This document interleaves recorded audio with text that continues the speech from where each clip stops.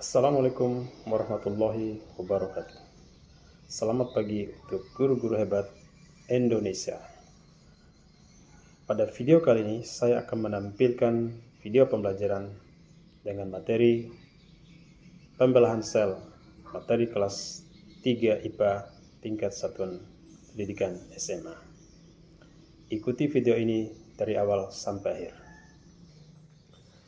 Adapun tujuan pembelajaran yang hendak dicapai pada pembelajaran kali ini adalah melalui kegiatan pembelajaran dengan menggunakan media gambar, video, dan literasi, peserta didik dapat menganalisis proses pembelahan sel sebagai dasar penurunan sifat dari induk kepada keturunannya.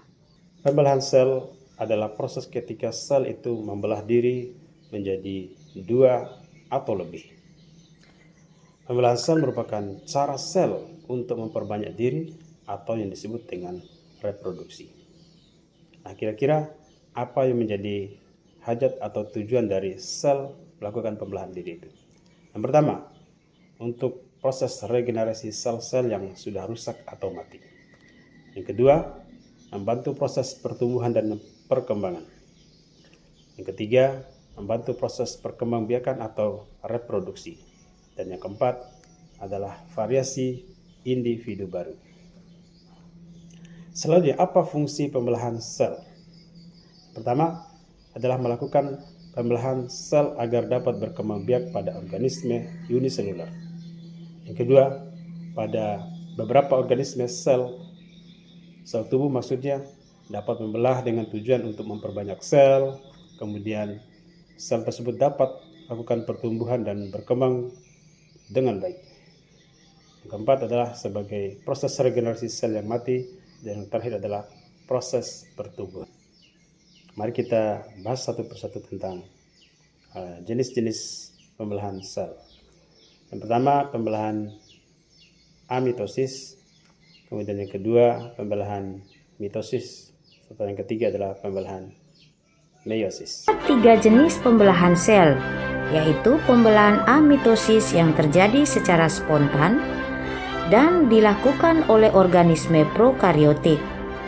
Yang kedua, pembelahan mitosis yang terjadi melalui fase-fase, mulai dari profase, metafase, anafase, dan telofase.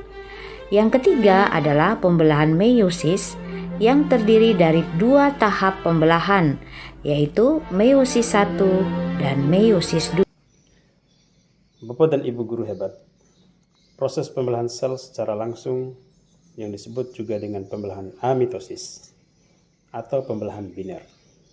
Satu sel akan membelah menjadi dua sel yang sama besar dan memiliki materi genetik yang sama.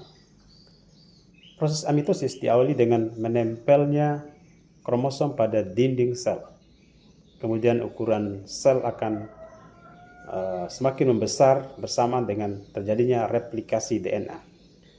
Setelah replikasi DNA baru terbentuk, sel akan mencapai ukuran maksimum dan akan membelah menjadi dua bagian yang memiliki ukuran dan materi genetik yang sama. Hebat Indonesia. Pembelahan mitosis terjadi pada sel-sel tubuh atau sel-sel somatik makhluk hidup. Pada tumbuhan, pembelahan mitosis itu terjadi pada jaringan meristem. Contohnya pada ujung tunas batang dan ujung akar. Pembelahan mitosis terjadi dengan mempertahankan pasangan kromosom yang sama, atau dengan melalui pembelahan inti dari sel somatis secara berturut-turut. Pembelahan mitosis adalah tipe pembelahan yang menghasilkan dua sel anakan. Nah, sel anakan inilah yang mempunyai karakteristik identik secara genetik dengan sel induk. Artinya, kedua sel anakan ini yang terbentuk tadi mempunyai susunan genetik yang sama, termasuk jumlah kromosom dengan induknya. Jumlah kromosom yang dimiliki oleh sel anakan adalah 2N atau disebut dengan diploid.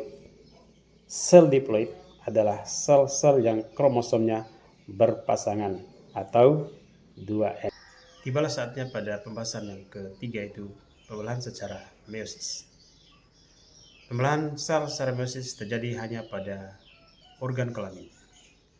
Proses pembelahan ini bertujuan untuk menghasilkan sel gamet untuk reproduksi, yaitu sel telur dan sel sperma.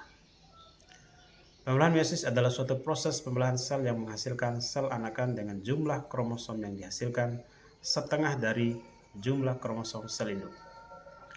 Pembelahan meiosis terjadi dengan dua proses, yaitu meiosis 1 dan meiosis 2.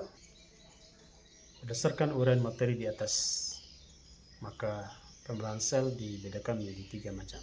Pertama, pembelahan secara amitosis, yang kedua pembelahan sel secara mitosis, dan yang ketiga adalah pembelahan secara meiosis. Demikian video pembelajaran yang saya sampaikan pada kesempatan ini. Terima kasih atas perhatiannya. Wassalamualaikum warahmatullahi wabarakatuh.